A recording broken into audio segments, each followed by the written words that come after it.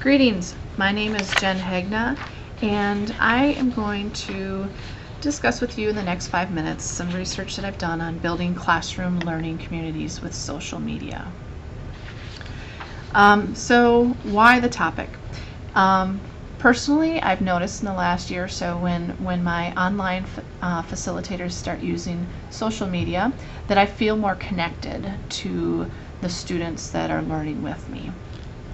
And I really thought that I needed to find out how instructors can effectively use these Web 2.0 tools to engage students and enhance collaborative learning while providing participants with a strong sense of community.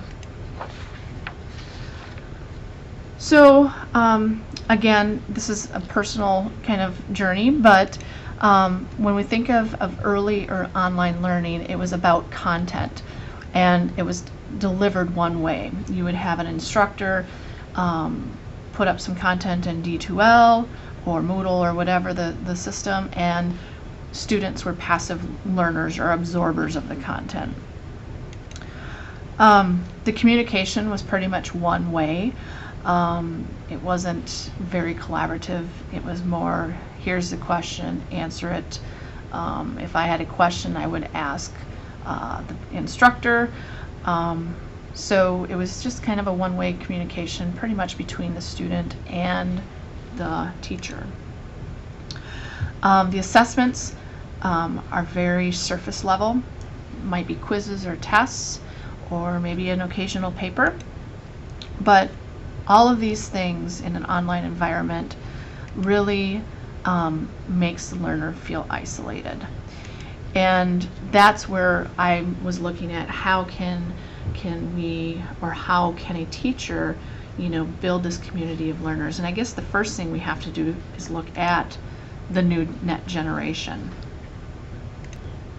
Two of the authors I looked at was Don Tapscott and Jane Hart when thinking about this new generation of learners. And out of the 8 characteristics, the one that sticks out the most to me were the collaborators, the innovators, the freedom to look at their own learning, and the customization. Tapscott says educators should take note that the current model of pedagogy is teacher-focused, one way, one size fits all, and it isolates the students in the learning process. Many net geners learn more by collaborating both with their teacher and each other. Now, Jane Hart talks about the new characteristics, or she calls them Learner 2.0 characteristics, of being multitaskers, digital, visual.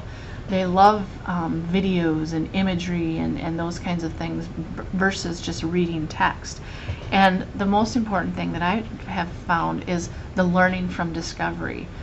They don't want to look for things that already have an answer. They want to find the answer to a question, and while discussing, not just have one answer to the discussion, but maybe a whole wealth of answers.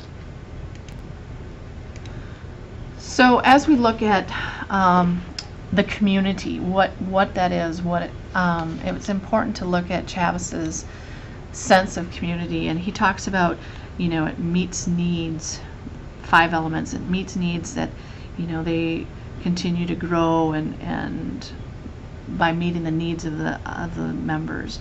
They share values, memberships, of the feeling of belonging, trust, and caring, and sense of bonding that strengthen these feelings. Influence provides members the opportunity to influence, improve, or strengthen the community values and norms. And then a shared emotional connection, feelings of positive relationships that come from either a sense of shared history or experiencing some events.